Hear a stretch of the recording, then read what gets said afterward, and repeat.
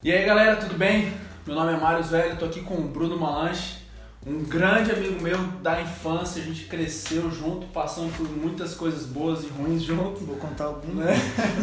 E eu trouxe ele aqui porque hoje a gente vai falar sobre empreendedorismo, conhecer a história de vida dele e o que o esporte pode linkar com essa área de empreender. Ele trabalhava para os outros e hoje ele tem o próprio negócio dele, hoje ele empreende, ele tem os serviços dele, e ele vai falar um pouco mais sobre isso. Bruno, seja bem-vindo aí ao nosso escritório. Nosso estúdio de gravação. Nosso estúdio de gravação. Fala um pouco aí, quem é o Bruno hoje? Cara, eu sou um cara que tem objetivos, eu sou um cara organizado, sou um cara muito sistemático, sou um cara que gosta de estudar e eu sou um cara tranquilo. Por mais que às vezes não pareça, eu sou um cara tranquilo.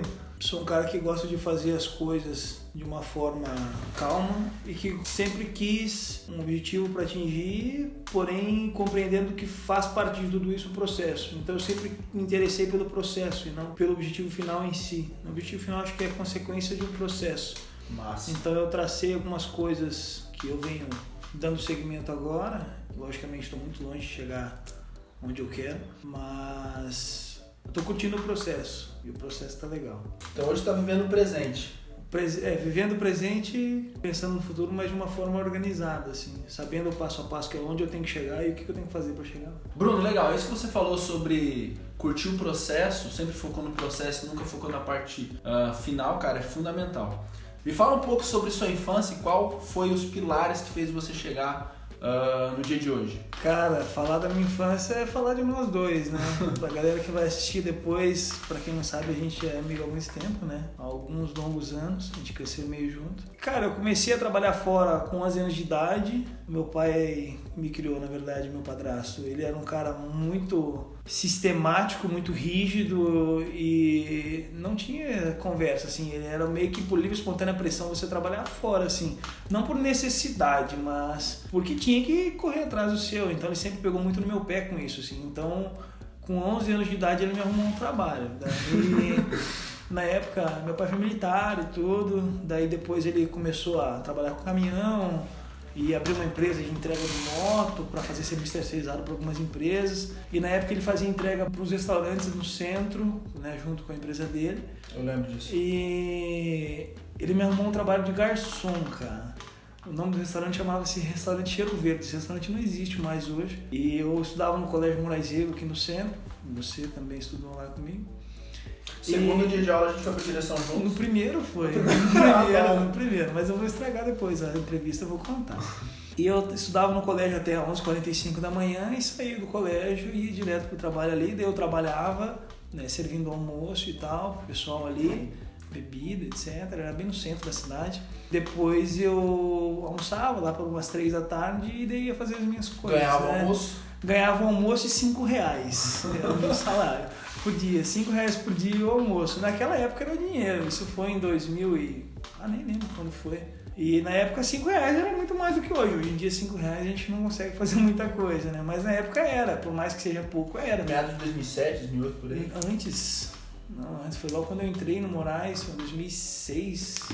Na época fazia-se alguma coisa com R$5, até porque quem tinha 11 anos de idade não tinha nada, ter R$5 no bolso todo dia era uma glória, porque pra que eu queria dinheiro? Né? Pra comprar as minas coisas e pra ir na Lan House e jogar CS. R$5 já pagava umas 2, 3 horas de Lan House lá e eu saía de lá faceiro, né? Isso quando eu não pegava o troco do pão que minha mãe mandava eu comprar, ia lá e parava na Lan House e não vinha embora, minha mãe ia lá me arrastar pela orelha e me batia até em casa, né? Mas tranquilo. Enfim, depois eu comecei a trabalhar ali, eu continuei estudando e tal, daí eu saí dali, ia pros treinos, né, a gente treinava, entrava capoeira na época, eu comecei no Cometes, no Moraes mesmo, e eu jogava futsal no Moraes na época. Depois ia pra casa e tal, e assim foi indo, e foi aparecendo um outro trabalho aqui, um outro trabalho ali, até que a gente se conheceu, acho que isso já era lá pra 2008, acho que 2008. Na sétima série, 2008. Ali a gente já começou a meio que engrenar uma coisa de trabalho, na sequência de garçom também depois do colégio a gente trabalhava e saía direto do colégio e ia para um restaurante para trabalhar e sempre almoçava depois e depois ali ia treinar. Fazia os eventos junto, né? Fazia os eventos. Na época a gente começou a fazer academia, é interessante, né? Hoje eu trabalho nessa área, mas na época quem treinava era o Mário, né? O Mário sempre começou a treinar musculação antes que eu. Eu treinava no Toledão, até que um dia o Mário me levou pra treinar no Toledão. Primeiro dia de academia dele? No primeiro dia de academia, porque eu sempre fazia exercício, mas fazia em casa, porque não tinha instrução, não tinha nada, né? Tinha dinheiro. Aí não tinha dinheiro, né? Daí eu fazia musculação, mas fazia em casa, lá com uns 12 anos de idade lá. Eu tinha uns pesos em casa, um lado de tinta, e eu treinava em casa. Daí o Mário falou, não, vamos lá na academia comigo, né? O Mário era sócio do Toledão com a família dele, e eu fui lá no Toledão. O Mário falou assim, ó, mas não pode entrar, só entra sócio e tem que ficar quieto, não pode fazer bagunça, senão os caras vão mandar a gente embora. E aí a gente conseguiu entrar, aí a gente foi pra academia. E beleza, né? E eu não tinha experiência alguma com colocar barra em anilha, tirar barra em anilha. De repente a gente fez um supino e tal, com grandes 10 quilos cada lado, chorando de fazer força. Eu fui tirar a anilha de um lado da barra e eu não tinha noção nenhuma de que a barra ia virar e nada. E de repente o Mário falou assim, ó, não faz barulho. Porque a barra era curta, né? Hoje é larga, né? As barras de supino, né? Antigamente era barrinha curta. A barra era curta e o suporte era curto, né? A barra ficava sobrando. Aí se você tirasse o peso de um lado, não tinha como, ia cair. O Mário foi fazendo não sei o que, assim, enquanto eu descarregava o peso e tal. E eu fui e tirei uma anilha, assim, ninguém sabia que eu tava na academia até aquele momento, né? Eu tirei uma anilha e a barra virou, assim, nossa, fez um estrondo na academia, todo mundo olhou. O que não era pra acontecer, aconteceu, eu quero chamar atenção. Aí, beleza, né? E assim começou. No primeiro dia de aula, tanto que o Mário, a gente virou amigo desde o primeiro dia de aula, porque na época a gente tinha uns carrapichos, aquelas coisinhas, aquelas bolinhas cheias de espinhos que grudam na roupa, assim. E eu lembro que a gente pegou no primeiro dia de aula esses carrapichos e começamos a jogar no cabelo das meninas que estudavam com a gente. E no primeiro dia de aula a gente jogou um negócio desse no cabelo da menina e foi parar todo mundo na direção. E daí a partir dali a gente virou amigo, ou seja, era pra dar errado, né? Se tinha alguma coisa que era pra dar errado, foi aquele dia que começou, né? E assim foi indo, a gente começou a trabalhar como garçom, depois começou a aparecer trabalho como barman, começou a aparecer trabalho com evento, organizando evento, a gente trabalhava com um buffet aqui em Toledo. E esse buffet, além de a gente servir o buffet, né, como garçom no dia da festa em si, tinha que ir lá para organizar salão, organizar evento, enfim, ajudar a carregar, descarregar, a gente era o faz tudo, né, o escravo.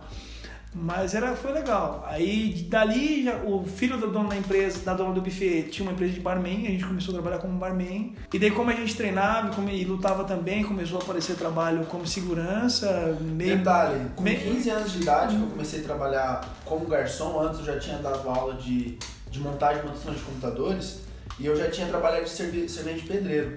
E nunca, nem eu e ele, a gente... Nesse período, a gente se envolveu com carteira assinada. Nunca a gente trabalhou para os outros questão de registrado, estágio, né? Era, cara, aparecia os bicos lá e a gente ia lá e fazia.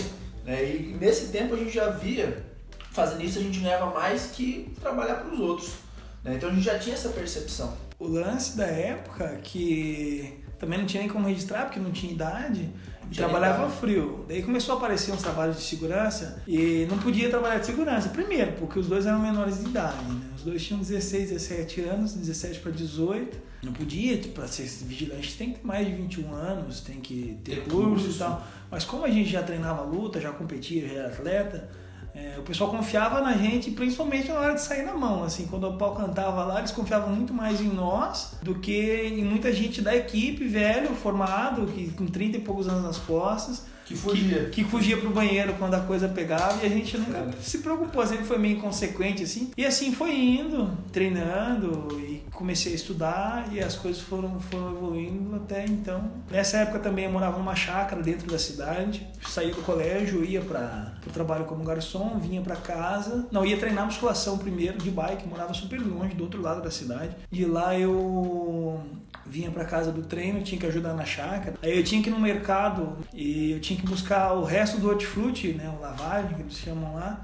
pra tratar os bichos da chácara lá. E eu ia com um carrinho de lixo mesmo, um carrinho de lixo, todo sujo, né, carregando um carrinho de lixo no meio da rua, era longe também e não tinha preguiça não. Depois ia treinar de novo à noite, depois chegava em casa à tarde sempre, de bicicleta, e não tinha carro, não tinha nada, era tudo longe, tudo bem longe. Pra mim era mais longe, o Mário morava no centro, pra ele era mais fácil, mas eu morava lá na Pindaíba, era super longe, eu tinha que subir a subida da Maripá, que é uma avenida grande em Toledo aqui, todo dia umas 4, 5 vezes por dia pra ir pra lá e pra cá, e até que um dia eu caí na minha bicicleta descendo essa mesma avenida, embalado, e quebrei os 2 braços, ralei o rosto todo, ralei os braços, me arrebentei todo. E aí as coisas foram indo. Nesse meio tempo, eu trabalhei até em bicicletaria, consertei bicicleta, eu trabalhei na bicicletaria que chamava Ciclezel, lá na Pioneira. Eu ia tarde lá, passava a tarde lá, consertando bike.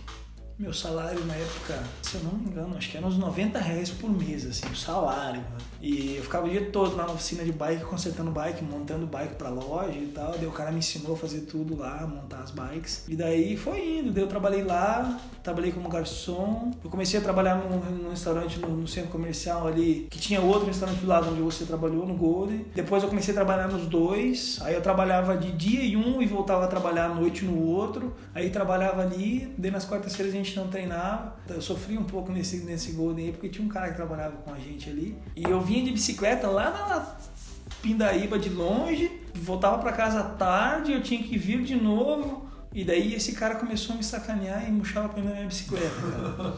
Um dia eu falei pra ele, ele murchou o pneu da minha bicicleta, eu falei, cara, não faz isso não, irmão, eu moro super longe, cara, eu vou chegar em casa meia-noite, 1h da manhã pra mais aí, cara, lá é perigoso eu ficar andando na rua de noite, aí o pessoal assalta tudo aí. Cara, não me sacaneia não, né? Tipo assim, eu preciso da bike pra ir embora, não é uma questão de brincadeira, eu não moro aqui do lado, né, cara, eu dependo da bike pra ir embora, senão... Tinha onde tinha pneu, né? Os postos Não tinha, tudo fechado, né, cara. E aquilo eu fiquei chateado, assim, porque me sacaneou bastante. Daí ele falou, não, beleza e tal. Daí passou um tempo, ele foi e murchou de novo o pneu da minha bicicleta. E aquilo foi me subindo sangue. Daí eu não falei nada, fui embora. E eu sabia que era ele. Até que na terceira vez que ele murchou o pneu da minha bicicleta, eu falei, agora a gente vai conversar. Tinha uma farmácia bem na esquina do centro comercial ali, e meu tio era farmacêutico na época. Eu falei pro meu tio, seguinte, tem um cara assim, assado e tal, como é que faz pra gente dar uma sacaneada com ele? Daí meu tio falou assim, vai na farmácia e compra tal coisa.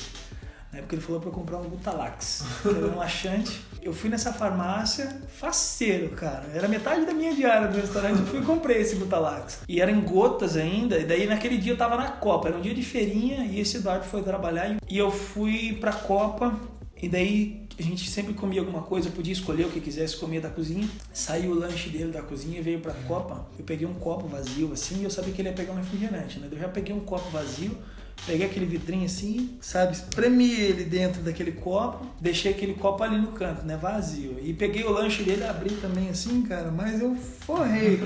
Cara, eu gastei o vidro inteiro já.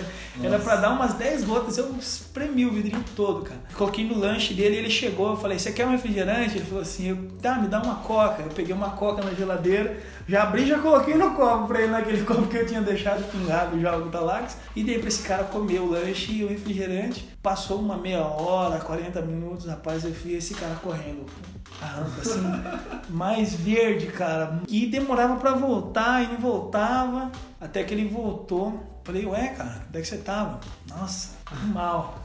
Falei, tava no banheiro? Sim. Passando mal, cara, com uma dor de estômago. E assim foi aquela noite, cara. Cada 5 minutos ele descia aquela rampa correndo, sabe? E hoje ele sabe disso? Sabe. Depois eu falei pra ele. Cara, e eu chorava de rir. E o dono do restaurante do lado falou, o que foi que você tá rindo? E eu falava, nada, outra coisa, deixa pra lá. Enfim, aí, a partir dali, eu entrei na faculdade na época, e daí as coisas foram indo. Legal. Me fala aí, Bruno, 3 pilares, cara, que foram fundamentais para que você conseguiu... Parou e pensou, falei, cara, eu vou ter que alcançar isso, não tem conversa, eu não abro mão dos meus sonhos por causa disso. Na verdade, assim, eu já trabalhava fora e tudo, né? Eu sempre fui independente para comprar as minhas coisas e tal. Na época, meu pai ficou bem ruim de saúde, né? Meu pai teve um câncer, teve uma leucemia bem rara, né? A gente chama de leucemia hemorrágica. E ele já tinha insuficiência renal, o quadro dele se agravou muito rápido, ele teve hemorragia nos órgãos, enfim, né? Foi uma coisa bem chocante na época, porque ele foi ao médico, porque minha mãe ia no médico. Ele foi junto porque tava com umas manchas no corpo e sintoma de gripe e tal. Daí chegou lá, desconfiou que era dengue. Foi fazer os exames de sangue para ver se realmente era dengue. E daí isso foi numa quarta-feira para uma quinta, constataram que não era dengue. Aí o meu pai descobriu que tinha leucemia. Isso foi numa quinta, mandaram ele pro OPECAM, que é um hospital especializado no câncer na cidade. E ficou lá no OPECAM na sexta, sábado. Minha mãe já foi para lá para ficar com ele internada lá, alugou um apartamento na frente do hospital, porque não tinha como vir embora, tinha que ficar lá com ele. Eu tinha uma irmã pequena, minha irmã na época tinha 5 anos de idade, e eu tinha que trabalhar, fazer minhas coisas aqui e tal. E meu pai ficou no hospital lá alguns dias, poucos dias, e já entrou em coma induzido, e a partir dali ele não acordou mais. Eu só fui lá para me despedir. Um dia que eu tava na aula, meu telefone tocou e minha mãe falou assim, ó, vem pra cá, que dá um jeito de vir pra cá, né? Isso era umas 10 da manhã, que meio-dia e meio vão desligar os aparelhos, né? Então eu saí da aula, fui pra Cascavel sabendo que meu pai ia morrer, né? Então, cara, pra mim isso foi os piores 40 quilômetros da minha vida que eu já fiz, assim. Por mais que ele não seja meu pai de sangue e tal, eu tenho uma consideração muito grande por ele, porque ele realmente me educou muito bem, assim, graças a Deus. E foi ele que me criou, ele que me deu abrigo. Enfim, quem me ajudava com as coisas era ele, a gente era bem ligado, assim. Aí, a partir dali, cara, eu tinha que me coçar, porque de meu pai, minha mãe era pequena, e eu queria fazer faculdade. E lembro que na época eu fui super bem, até no Enem, assim, a ponto de poder até fazer medicina, algum outro curso, né? Até quando eu fui escolher fazer educação física, o japonês ficou bravo comigo. Falou, cara, por que você vai fazer educação física? Você não faz medicina, você não entra com nota de corte e tal. Eu falei, cara, eu não quero fazer. Eu quero fazer o que eu gosto. E a partir dali, então, primeiro, acho que pela necessidade que eu entendia que eu tinha que trabalhar, acho que foi o principal pilar, assim, de início. O segundo pilar foi minha mãe. Na verdade, ela foi o ponto principal, assim, de tudo, porque durante uma época, né, quando eu comecei a faculdade, a gente não, como meu pai tinha falecido, minha mãe sozinha com o emprego não conseguia sustentar a casa e tudo mais. Eu com os meus bicos também não fazia grande coisa. E eu estudava na faculdade, fazia estágio na academia já. A partir do primeiro dia de faculdade, eu comecei a fazer estágio na academia e daí eu fazia bico de segurança de madrugada, quinta, sexta, sábado, domingo, para levantar uma grana para poder pagar os custos da faculdade. Que era 50 à noite? Grande R$50 à noite. Na época eu fazia segurança também, uma conveniência de um amigo meu, Resch, uma brother de conveniência que tinha aqui em Toledo, daí eu ficava à noite lá fazendo segurança para a loja dele. Então eu tinha necessidade, assim, de me coçar, né? Porque se eu não me coçasse, eu não ia estudar, não tinha como, né? Se eu não quisesse, se eu não me agilizasse, eu não ia fazer faculdade nunca. E minha mãe segurou a onda e nesse tempo a gente passou bastante dificuldade. Chegou o tempo que a gente não tinha nem carne para comer em casa, assim, a gente comia ovo, né? Quantas vezes eu vi minha mãe chorando em casa, ou eu falei para ela que eu ia largar a faculdade, ia trabalhar com outra coisa e para ajudar ela, né, porque não dava mais daquele jeito ali. Ela falou, não, vai até acabar, que uma hora vai acabar e senta o aço aí que logo passa, né, e foi. Então acho que o primeiro passo foi a necessidade de eu ter que me coçar para poder estudar, porque era uma coisa que eu queria muito. O segundo passo foi ter o suporte da minha mãe ali. E o terceiro foi ter outras pessoas em torno disso que eu tinha como exemplo, né? Então, eu sempre tive um pensamento diferente do que a grande maioria tinha quando olhava para a minha área. Todo mundo, quando olhava na época profissional de educação física, se falava que você ia fazer educação física, todo mundo pensava, não faz educação física porque educação física ganha pouco, faça medicina, faça outra coisa, faça direito, né? Hoje em dia a gente vê muito cara que é formado em direito que ganha muito menos do que muito educador físico. Eu conheço um monte de educador físico que ganha mais do que muito médico. Logicamente, isso em relação à maioria são poucos, mas da mesma forma, profissionais de qualquer área que realmente ganham um nível muito diferente do que a maioria da classe dele, realmente são poucos, né? São os diferenciais. E eu lembro aquela época, cara, que Toledo tem várias faculdades, né, universidades. E aquela época eu tinha uma leva de turmas que formavam muito educadores físicos, porque eu acho que era, não sei se era mais fácil ou se estava em alta, mas era, cara, era uma saída assim por ano de muitos profissionais. É que Toledo tinha faculdade de educação física aqui, né, na Unipar. O curso era bem forte e tal, tinha licenciatura, tinha bacharel, mas eu não queria estudar aqui, eu queria estudar fora. Então aí era outro empecilho, porque daí eu tinha que arcar com os custos de transporte, pagar a faculdade, não sei o quê. E na época, algumas coisas na minha vida pessoal também em relação ao meu pai biológico também atrapalharam um pouco, né? Eu precisei de ajuda e não tive. Isso me magoou muito na época, tanto que a gente ficou sem conversar por mais de ano. Mas acabou que foi bem difícil, porque realmente eu quase tive que largar, assim, mas no final deu tudo certo. Porque nessa pegada aí, você não chegou a recorrer a alguma financeira? Chegou a fazer FIES? No primeiro ano de faculdade, não. Eu pagava tudo do bolso, né? Então, eu pagava a faculdade, eu pagava a van, eu pagava as outras contas minhas, eu pagava tudo. E o meu salário de estagiário na época, eu trabalhava no SEMP, aqui em Toledo, que é o Centro de Exercício Estético e Medicina Preventiva, com o Japa, o Lúcio. E o meu salário inicial ali era R$400 por mês de estágio. Até que depois e eu já comecei estudando, já comecei indo para congresso, e já comecei me interessando por fazer iniciação científica e tal. E eu lembro que na época vieram outras academias me oferecer vaga de emprego, mesmo eu trabalhando ali e tal, me ligaram. E até fui uma vez conversar lá uma academia aqui em Toledo, né? E a proprietária queria me contratar porque eu atendia ela sabia do meu trabalho na academia, falaram bem de mim para ela e tal, ela sabia que eu estudava bastante. E ela queria me contratar especialmente porque ela me conhecia de quando eu trabalhava de garçom e eu sempre atendi ela. E eu nem sabia que ela era dona de academia.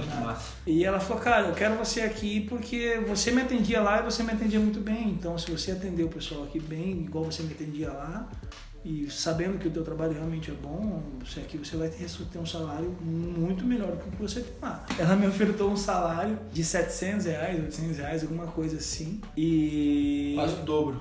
Quase o dobro que eu ganhava. Daí eu cheguei na academia onde eu trabalhava lá e falei, ó, é o seguinte, eu tenho uma proposta aí e tal, para trabalhar em outro lugar. Eu não quero sair daqui, eu gosto de trabalhar aqui e tudo mais, né? Mas a proposta é realmente boa e eu preciso do dinheiro, né? Porque eu dependo desse dinheiro agora muito e eu preciso e vai me aliviar muito. Aí o dono falou, não, você vai ficar aqui, eu vou cobrir o salário. Quanto que ela te ofereceu, né? Aí eu falei o valor e tal e cobri o valor. E eu fiquei. E ali eu fiquei mais alguns anos, até que a academia virou um estúdio, fechou e eu fui trabalhar por conta. Então, acabou ali que nesse período a coisa andou. Daí no segundo ano de faculdade... Só um negócio, nesse período, o SEMP, né, era uma academia referência aqui em Toledo. Isso, era a melhor, não sei se era a melhor, mas era uma das melhores academias, né, que é do nosso professor da capoeira. E o japonês, hoje ele tem um estúdio, mas naquela época, por ser referência, ele iniciou aprendendo tudo o que precisava aprender com alguém que era referência, alguém que já era o número 1 da área na cidade, na região, sobre não só como passar um treino para alguém ou ensinar a fazer um movimento, mas parte científica, né, questão de essa parte foi muito legal, porque na minha área, assim, a área de educação física ela é muito complexa, que se você for realmente estudar a fundo as várias áreas que ela aborda, eu tive um suporte muito bom. O Lúcio é um cara que realmente ele é diferenciado em relação à grande maioria, e ele era professor universitário também, tudo, e eu lembro que ele me pegava todo sábado, né, de manhã, durante a semana eu trabalhava na academia, todos os sábados de manhã ele ia lá, sem me cobrar nada mais por isso, tudo mais, ele me dava aula de fisiologia, de treinamento, de prescrição, de periodização, e ele tinha um quadro na sala dele assim, e ele me chamava lá, vem cá, vamos lá, daí ele me dava aula todo sábado de fisiologia, treinamento, e eu tinha que dele, tinha uma biblioteca, eu lembro, na academia, e eu catava aqueles livros dele para debulhar tudo, eu era louco por ler aquilo, eu gostava muito. Enquanto eu ia atendendo, eu deixava o livro de fisiologia em cima do banco e continuava lendo. Eu tinha uma mesinha bem no meio da academia e eu ficava lendo aqueles livros ali todo dia. Daí ele chegava e falava, toma um artigo, vai ler, amanhã a gente conversa e tal. O que você acha disso aqui? Aí a gente trocava ideia e se fizesse alguma cagada, a batata assava, né? Burro, né? Olha o que você fez aqui no meio da academia para todo mundo ouvir, então você não podia errar, né? E era um negócio que era no cantinho ou que chamava a atenção de uma forma educada, porque tinha essa... Eu lembro que até hoje nós temos essa ligação muito forte, porque ele terminou, nós entramos pequenininhos com ele, né? Ele tinha essa liberdade de chamar a nossa atenção, assim, então chamava atenção sem pudor nenhum no meio de todo mundo, né? Então você ficava morrendo de vergonha. Não tinha...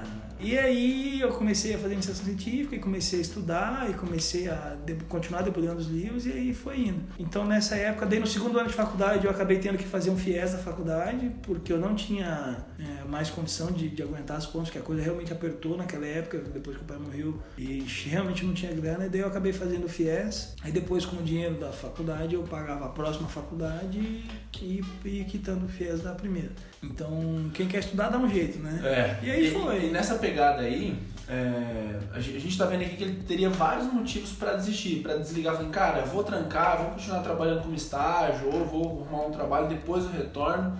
Só que quanto que isso ia afetar a carreira dele, né? Então, diante desses problemas, ele achou o quê? Ele achou uma solução, né? Muita gente, cara, apareceu um monte de problema, o pessoal olha os problemas, eles não conseguem tirar os olhos do problema e olhar para as soluções, né? Às vezes não era uma melhor alternativa, só que era a melhor alternativa do que desistir. Sim, e daí na época eu fazia os bicos de segurança e não dava grana, assim, porque pagava muito pouco, R$50 por mês e tal, e era muito sofrido, porque eu fazia bico de segurança, lembro, nas quartas-feiras que tinha festa no Clube Olímpico aqui em Toledo, na quinta-feira eu tinha aula cedo, então eu trabalhava até 5, 6 da manhã, A minha van passava às 6h15 em casa e eu tinha aula até meio-dia lá em Cascavel lá. Às vezes eu dormia na aula de cansado e as ideias era assim, era 2, 3 dias a fio sem dormir. Quarta tinha festa, quinta-feira eu sempre tinha festa para trabalhar de segurança. Sexta-feira ficava na conveniência ou tinha alguma outra festa para trabalhar. Sábado, então, eu trabalhava no restaurante, às vezes no almoço, ou fazia algum outro bico durante algum evento, montando salão, etc., organizando. À noite eu trabalhava de barman, nesse meio tempo também fazia trabalho de barman. E daí, ou ia trabalhar de segurança, passava a noite toda, e daí domingo também de novo. E daí domingo a gente tinha os mate-bailes, que a gente trabalhava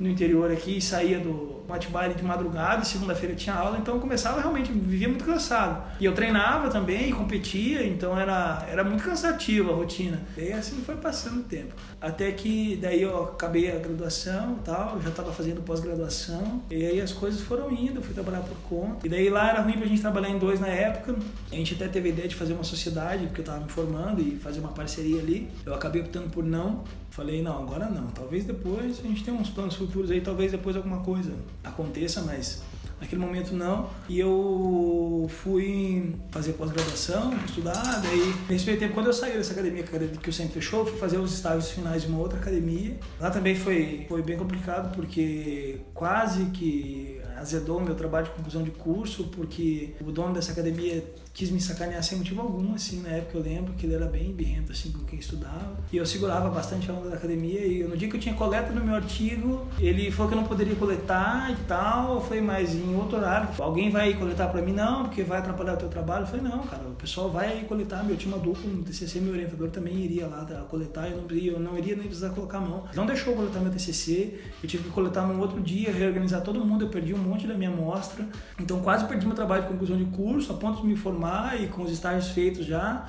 E daí acabei o curso, e daí coletei meu TCC, consegui discutir, graças a Deus deu tudo certo. Aí depois disso eu já comecei a trabalhar, eu já estava personal e tal, e comecei a trabalhar por conta, e daí foi indo, onde eu tô até agora, assim. Massa, agora você está terminando a segunda graduação, né? Agora eu me formo, eu acabei todas as disciplinas do curso de nutrição também, e agora eu tenho só os estágios para finalizar o curso, provavelmente algumas coisas eu vou desenrolar a partir do ano que vem também.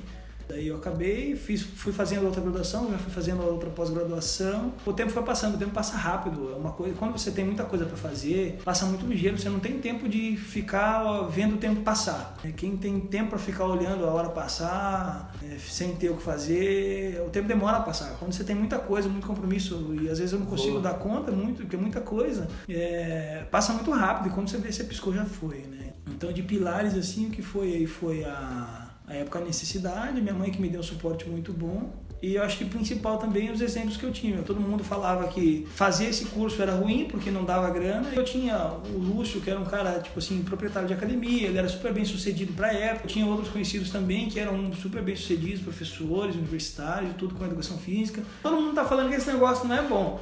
E eu tô vendo que todo mundo que faz esse negócio, que convive comigo, é totalmente o contrário, porque todo mundo ia passar férias não sei aonde, todo mundo viajava pra fora do país, ia pra praia, ia pra Bahia, ia pra não sei aonde, andava de carro do ano, né? E eu falava, tá, e aí? Como assim, né? Pô, o que tem de diferente aí, né? E eu realmente via que esses profissionais, eles eram diferenciados, assim, então eu procurei me basear neles, e eu tive esse exemplo bom de profissionais bons perto de mim, que me deram um olhar diferente sobre uma perspectiva que as pessoas às vezes tentavam me tirar e me dar isso como algo ruim. Eu nem liguei pra isso, eu nem dei bola. E eu tô vendo que tem muita gente bem sucedida onde eu convivo, e por que eu não, né?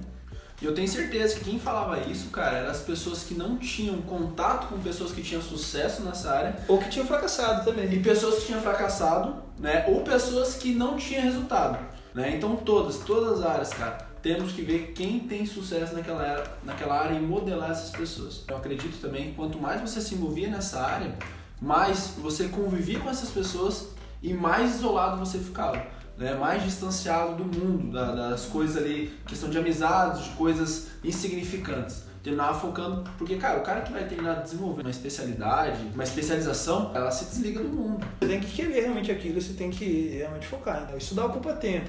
Então, o maior problema das pessoas é administrar o tempo delas, porque a maioria das culpas das pessoas é que não tem tempo. Então, na verdade, assim, tempo todo mundo tem. Deus foi tão inteligente quando fez o ser humano que ele te deu 24 horas. Você tem 8 horas para dormir, 8 horas para trabalhar e 8 horas para você fazer o que você quiser. Agora, como você administra esse tempo, não dormia essas 8 horas. Eu não tinha, eu dormia 4, 5 horas por noite, que era o que eu tinha. Porque na época eu trabalhava na academia lá até 00:30, no final de graduação, né? Então eu chegava em casa quase 1 da manhã.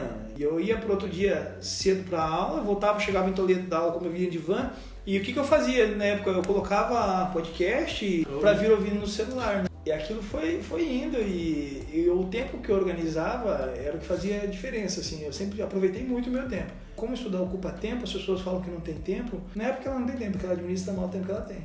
E essa parada de administração, ela bate muito na área de congruência, né? Que nem você vê hoje, pessoas que são nutricionistas ou que são educadores físicos e a pessoa tem que ser espelho. Faça uma dieta, a pessoa precisa ter uma dieta. A pessoa chega para você buscar um corpo bonito, profissional, tem que ser exemplo, né? Então, essa parte de congruência e você realmente fazer realmente, não, faço o que eu digo, mas não faço o que eu faço. Como que é essa parte de congruência, cara? Então a gente sempre teve essa gana, essa paixão por treinar. Quando chegou aos 18, 17 anos, na época do terceiro ano, a gente decidiu, né? A gente era muito ativo em questão de competição, treinos. A gente decidiu, cara, vamos levar isso como profissão, né? Ser um lutador ou competir alguma coisa da área, ou vamos realmente seguir outra profissão. Mas como que é essa parte de congruência, cara? Essa parte de você ter que ser espelho e como que as pessoas de fora conseguem enxergar isso em você e nos outros profissionais. Eu acho que isso também é um motivo para ter o sucesso, para ter esses alunos virem procurar. Né? Porque hoje a gente vê nas redes sociais, né, as postagens mais em área científica e também em questão de pessoas vindo procurar através de pessoas que falaram, de indicações e pessoas que acompanham. Eu sempre pensei assim, essa questão que eu falei de tempo, né, era mais complicada ainda porque além de eu querer estudar e querer treinar, né, eu senti que tinha necessidade de eu aplicar em mim tudo que eu queria fazer com os outros. Então eu tinha que, no mínimo, fazer para mim antes de querer fazer para alguém, né? E eu tenho isso comigo até hoje. Você tem que fazer acontecer para você saber qual é realmente.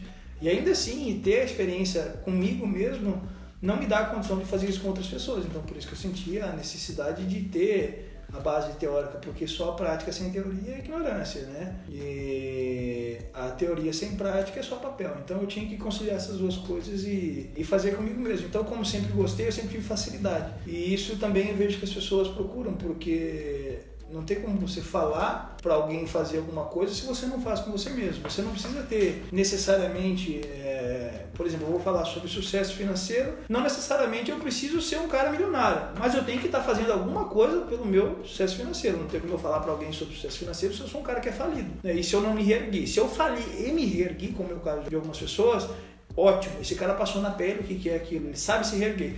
Agora, ele pode explicar para alguém como que é esse processo. Agora, se o cara nunca passou na pele, então ele não tem como falar muito com propriedade sobre aquilo. Você quer falar sobre organização de treino, de dieta, você tem que no mínimo treinar e fazer dieta. Você quer falar sobre administração, alguma coisa com o seu dinheiro você tem que administrar, você tem que investir, você tem que... Alguma coisa por você tem que fazer antes de você querer fazer alguma coisa por alguém. Então, acho que essa é a parte mais importante, assim.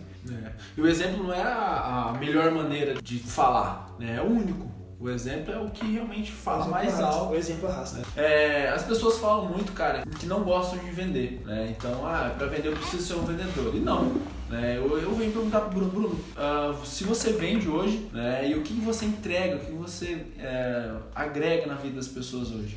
Eu sempre busquei uma área diferente do que as pessoas, a maioria, pensavam na educação física. Por quê? Todo mundo que começa a trabalhar com educação física pensa assim, eu vou trabalhar com atleta, eu vou trabalhar com esporte de alto rendimento, e é legal, realmente é um negócio muito legal de trabalhar assim, né? É uma área muito bacana. Porém, chegou um momento que eu entendi, logo no início, graças a Deus, que a maioria das pessoas não é atleta. A maioria das pessoas, elas não almejam ser atletas, e elas não são pessoas que trabalham com alto rendimento. A maioria das pessoas hoje elas precisam de saúde. A população hoje ela é doente, literalmente. A gente tem uma incidência muito grande de obesidade. A obesidade tem aumentado, ao contrário do que a gente tinha alguns anos atrás, que o problema maior era a desnutrição. Hoje, por mais que a fome ainda assole muita parte do mundo, o maior problema hoje na nossa sociedade aqui, no mundo ocidental, é a obesidade. Então, além da obesidade, todos os fatores que interferem na saúde do indivíduo, né? Doenças como diabetes, hipertensão, enfim, síndrome metabólica, pessoas que tinham algum problema de saúde, pessoas que tinham lesão, pessoas que tinham cirurgias, que tinham pré e pós-operatório para fazer,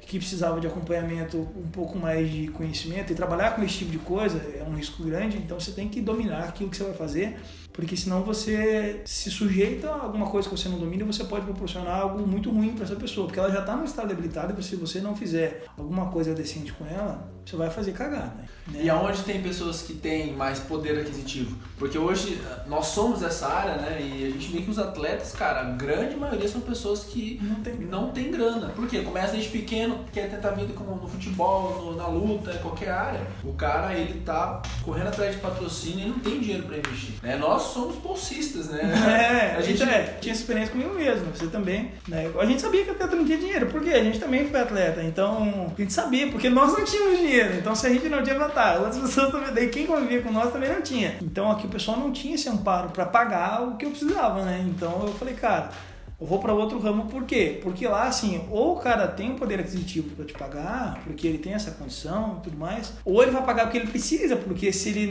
não buscar um profissional, ele vai continuar com o problema que ele tem, então ele precisa de alguém para tratar. Eu precisava ser esse cara para tratar e eu precisava ter conhecimento para isso, para ter alguma coisa a oferecer para essas pessoas. Então, o que eu digo que eu vendo hoje, né? Eu vendo muitas vezes o que a pessoa precisa, que não somente um fim estético, né? Que muitas vezes é o sonho de muitas pessoas, mudar o físico delas, perder peso, mudar o estético delas, porque elas têm algumas coisas que são acarretadas na vida delas justamente por isso, né? Elas não têm uma capacidade física boa, elas não têm uma condição de vida boa, elas se sentem mal com elas mesmas, elas não têm um certo conforto com elas mesmas. A pessoa se sente desconfortável quando ela não está bem com ela mesma, principalmente nesse ponto de vista estético. Isso interfere no emocional, interfere na vida social dela, interfere na vida profissional dela. Essas pessoas precisam se cuidar, só que elas precisam fazer isso de uma forma segura. Então, o que eu vendo hoje? A condição de uma pessoa melhorar a capacidade de trabalho dela, ou seja, não somente na questão de força, capacidade física, mas de realizar atividades diárias dela. Por exemplo, eu atendo algumas pessoas que têm uma idade um pouco mais alta, que passaram por diversos problemas de saúde, que têm lá osteoporose, problema na coluna, problema com tireoide, que tiveram câncer, que tiveram várias cirurgias. E essas pessoas, elas têm muita dificuldade de fazer qualquer atividade diária na vida delas, e elas, quando começam a fazer exercício, elas veem que a capacidade física delas de realizar as mesmas atividades que elas realizavam antes com dificuldade, agora elas realizam de uma forma muito mais fácil. Então, eu vendo hoje essa capacidade de mudar o físico de uma pessoa, de melhorar essa condição de vida dela, de melhorar essas questões que consequentemente são melhor o físico dela, melhora a saúde dela, a condição de vida dela melhora, o psicológico dela melhora, o âmbito dela que vem na sequência disso também melhora. Essa condição de realizar trabalho também, principalmente com pessoas que têm lesão, que têm algum problema, dependem dessa melhora, porque se conviver com lesão é uma coisa bem complicada, eu sei, porque eu tenho as minhas lesões e isso me incomoda bastante, então se não tratar a coisa realmente é ruim, né? O que eu vendo hoje seria que muitas pessoas precisam e elas não conseguem fazer sozinhas. Eu acredito que hoje é uma grande dificuldade dos profissionais conseguirem enxergar isso, além do que a pessoa pede. O pessoal, preciso tratar minha coluna, legal. E o profissional conseguir enxergar por trás disso, a vida pessoal, a vida emocional, tudo isso por trás, e ver como que isso pode impactar e entregar mais do que aquilo que ele faz. Vamos supor que hoje a pessoa vai lá e cobra, cara, R$500. A pessoa paga R$500, sei lá, numa consultoria, numa mensalidade, não sei. Mas aquilo que o profissional entrega, ele entrega muito mais do que aquela pessoa está pagando. Né? Isso que vale a pena um serviço. Deixar isso claro pro cliente que assim, muitas vezes o que as pessoas vêm procurar, que elas querem, não é o que elas precisam no momento. Um indivíduo que tem uma lesão, que ele precisa adaptar algumas questões, ele vem com uma ideia, eu quero ficar forte, eu quero ganhar músculo, eu quero treinar pesado e tal, mas ele tem um monte de lesão, ele tem uma discinesia escapular, ele tem um problema na coluna, ele tem um mau alinhamento de quadril, de joelho, ele tem um mau posicionamento articular. Então, antes desse cara fazer um treino com maior intensidade, eu preciso alinhar esse cara, então eu preciso fazer um alinhamento e balanceamento nele para botar ele no eixo, para depois eu poder rodar, porque senão é igual um carro desalinhado, você acelera, ele só vai para fora da pista e o pneu vai comer do lado errado. Pessoas que às vezes querem emagrecer, mas elas nunca fizeram dieta, elas não têm um preparo metabólico nenhum, elas saem do nada desesperadas, cortando tudo da alimentação delas e elas acabam com um problema de saúde imune, acabam tendo essa supressão, né, no sistema imune, elas acabam tendo muita perda de tecido muscular, aí além disso ela já tinha pouco músculo, já tinha mais gordura. E ela vai lá e faz uma dieta restritiva, do nada, sem preparo metabólico, sem ajuste nenhum, sem orientação de ninguém, porque ela pega na internet, pega do que outra pessoa falou pra ela na academia e tudo mais. E ela corta tudo, o que acontece? Ela vai ficar com menos massa muscular ainda, vai continuar com o peso de gordura dela e vai ter um suporte articular menor. Se ela já tem um sobrepeso, isso vai impactar nas articulações, então além dela estar com problema de sobrepeso, ela vai continuar com problema de lesão ou vai agravar algum outro problema novo. E então ela vai cada vez mais frustrando a pessoa, né? Além de ficar se frustrando porque ela vê que isso não resolve, e ela fica oscilando, e ela vai e volta, e passa por diversos tipos de dieta. As pessoas vêm e falam, Bruno, eu já fiz de tudo que você imaginar para emagrecer e eu não consigo emagrecer. Eu falo, tá, você fez tudo menos aquilo que você precisava. Porque a pessoa não consegue manter esse tipo de coisa. A gente vê que as dietas restritivas, ou treinamento quando não tem preparo, não tem um cuidado periodizado, evoluindo essa pessoa conforme as condições dela, a pessoa não consegue durar, ela não dura. Então, o principal ponto para qualquer pessoa que quer mudar o físico dela, ela precisa mudar o hábito. E para mudar o hábito, o primeiro passo que a pessoa vai fazer em relação a qualquer coisa que ela vai fazer na vida dela, seja com dieta, com exercício, com qualquer outra coisa, é gostar daquilo que ela faz.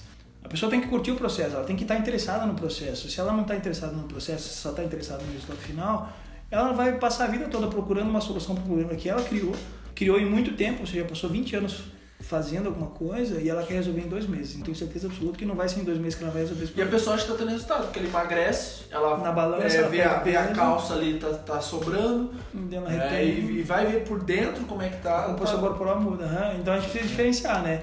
As pessoas precisam saber que perder peso é uma coisa, emagrecer é outra. Cara, o que é mais comum hoje e o que as pessoas mais te procuram nessa área aí que você atua? De modo geral, hoje, as pessoas procuram hoje saúde. Muitas pessoas ainda buscam a finalidade estética, né?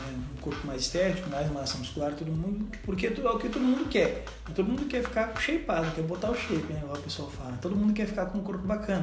A maioria das pessoas não tem um físico nenhum, né? Elas simplesmente vai começar do zero. O físico delas realmente precisa de um ajuste, isso vai demandar tempo. Até ela chegar num físico muito bom, isso vai demandar tempo. Então a maioria das pessoas que vêm, elas vêm com esse pensamento.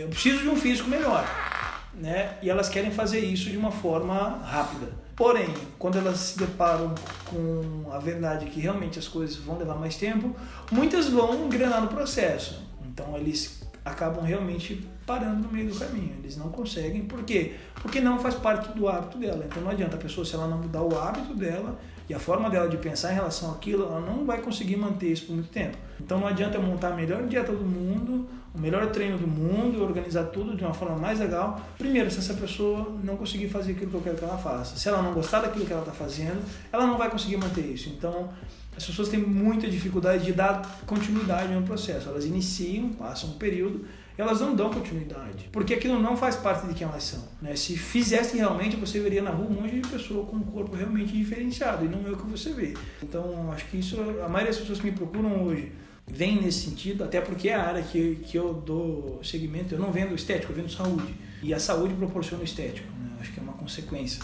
Tanto que a minha área de especialidade é essa, né? Eu me formei, me pós-graduei em medicina do esporte, na arte de fisiologia, né? A área que eu gosto muito de estudar, e fui para a área de nutrição para agregar isso no meu trabalho, dar esse suporte para essas pessoas de uma forma um pouco mais sólida, né? Então, porque elas precisam melhorar essa condição para que daí sim elas possam ter um físico bom. É engraçado que assim, muitos profissionais ainda vendem essa ideia ilusória de que você consegue sim ganhar músculo em dias, né, em grandes quantidades de massa muscular em alguns dias, emagrecer horrores em curtos períodos de tempo. O profissional às vezes pega uma avaliação desse indivíduo e vê lá que o volume magro dele aumentou e vai falar para o indivíduo, olha, você ganhou 5 kg de músculo em 2 meses. Não. A gente vê que os ganhos sólidos musculares variam entre 1 a 2 quilos por ano para quem treina bem e come bem. Ganho sólido de tecido miofibrilar. O volume plasmático do músculo é volátil em relação à dieta. Então o teu físico final ele é resultante dessa composição muscular que você tem, do volume muscular e do percentual de gordura. Então, se eu tenho uma condição boa, né, o meu físico estético final vai ser bom. Agora, não adianta às vezes eu ter pouca gordura corporal se eu não tiver volume muscular, também não vai aparecer. Então não tem o que você ter volume muscular dentro, né, do indivíduo para poder fazer que isso se sobreponha à pele. Simplesmente olhar para um número e dizer que esse indivíduo realmente melhorou não é uma informação muito rasa.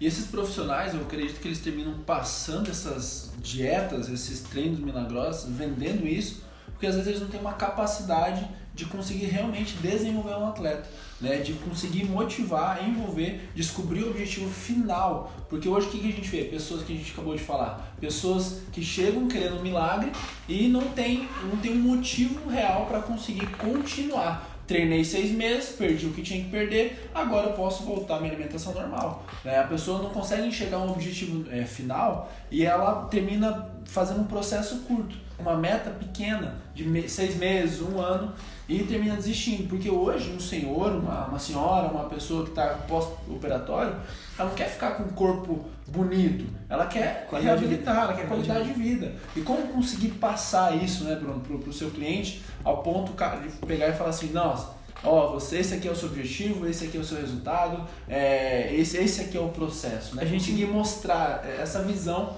pro seu cliente. A gente encontra uma grande dificuldade até de fazer isso, né? Por quê? Porque o que a gente mais tem hoje são pessoas vendendo resultados milagrosos ou projetos de 20 dias, de 15 dias, de 40 dias, e elas vão em busca daquilo que parece ser visualmente melhor. Então, quanto mais rápido você ganha, mais rápido você perde. Então, assim, existem hoje diversas estratégias de dieta. Dieta low carb, dieta high fat, dieta cetogênica, dieta do cozinho feliz, né? Então, assim, essas dietas elas são válidas sim, porém, né, em curtos períodos de tempo, quando há necessidade. A gente vê que hoje tem até estudo em relação a alguns tipos de dieta para ajudar a controlar algumas patologias, né? O indivíduo que é pré-glicêmico, diabético, tem que fazer uma dieta low carb, tem que fazer uma regulação da ingestão de açúcar, de glicose, de carboidrato em si. O indivíduo que está com uma composição corporal alterada, algum problema renal, tem que fazer uma mudança na composição da dieta dele, enfim. Então essas dietas elas são válidas, porém elas são estratégias nutricionais para um curto período de tempo e não para um hábito de vida. Então as pessoas elas aderem a isso pensando que aquilo é um hábito de vida para ela. E a médio e longo prazo isso não vai ser benéfico, porque eu não tenho condição. Se eu penso em ganhar massa muscular, vou fazer uma dieta com baixo carbo?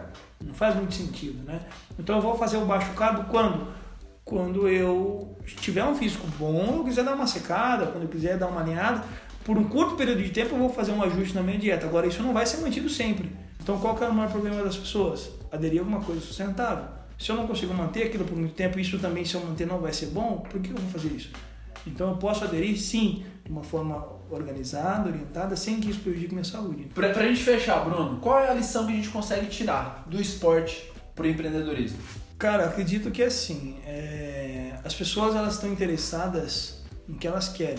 Então você tem que ter alguma coisa a oferecer nesse sentido. E não simplesmente oferecer aquilo que você quer para elas, né? Então você tem que, por mais que você saiba que ela precisa, às vezes isso não é aquilo que ela quer. Então você tem que dar um jeito de contornar a situação para que você consiga ofertar o que ela quer e ao mesmo tempo o que ela precisa naquele momento, fazendo com que ela entenda que aquilo é necessário para que ela chegue no físico que ela deseja. Então eu vejo que hoje essa questão que vem do esporte pro empreendedorismo realmente é a questão de organização, saber contornar situações e saber trabalhar com pessoas. Trabalhar com o indivíduo em si e fazer com que ele entenda que realmente é preciso um processo, né? Assim como o músculo não dá em árvore, dinheiro também não dá. Então a pessoa realmente ela precisa se organizar, ela precisa ter as coisas muito bem estabelecidas na vida dela, tanto na questão emocional quanto na questão prática, para que ela consiga realmente ter sucesso em tudo que ela for buscar. Então, em relação ao esporte, a gente vê que é muito difícil você atingir um físico bom. Isso exige muita disciplina, muita consistência, constância no hábito. Exige das pessoas também um grau de comprometimento muito grande. E isso, em relação a qualquer coisa que você for empreender, também tem que haver. Se você não está comprometido com aquilo que você está fazendo, você não vai ter grandes resultados com aquilo, né? Simplesmente você faz por fazer, porque é algo momentâneo. Então você ter essa consistência e organização e entender que os processos levam tempo, que você precisa de uma organização sólida, que você não pode se iludir com falsos resultados, tanto no físico quanto financeiros, a curto período de tempo. Se você bota dinheiro no lugar, esse dinheiro não gira para você, alguma coisa errada você está fazendo, você só está gastando ele. No físico é a mesma coisa, você está gastando ficha à toa, né? Você está enxugando gelo, você fica batendo, e o seu físico não responde, você passa meses e meses e meses fazendo alguma coisa e você vê que o físico não melhora, e que quando ele melhora ele tende a voltar ao que era antes de uma forma muito rápida. Em relação ao dinheiro é a mesma coisa, você começa a fazer uma coisa, fazer outra, fazer uma coisa, fazer outra, mas você não para em lugar nenhum, você muda de trabalho toda hora, você não tem um segmento, você fica tentando tudo que aparece na sua frente, mas você não se concentra, não coloca foco em uma coisa e trabalha em cima dela. Então, assim, em relação a tudo que você for fazer na vida, eu tenho um pensamento nesse sentido. Você precisa descobrir tudo o que você precisa saber em relação àquilo que você quer. O resto é trabalho e tempo. Então, aí as coisas vão andando naturalmente, né? Agora, se você tem pressa, né? Quem tem pressa morre cedo. Morre cedo. Massa. Então, cara, é aproveitar o processo. Você viver o presente, você ter planos, olhar lá na frente, sonhar ter as suas metas, mas aproveitar o processo. Não adianta nada você se lascar todo o processo e conseguir a sua meta e você não ter aproveitado. É porque você vai chegar lá e você vai estar feliz, mas não vai estar satisfeito porque você vai querer mais coisas. O ser humano é assim, nunca está satisfeito. Bruno, obrigado pela visita. Amém. Vamos conversando. Obrigado aí a todos. Ative o sininho, assine esse canal, coisa lá.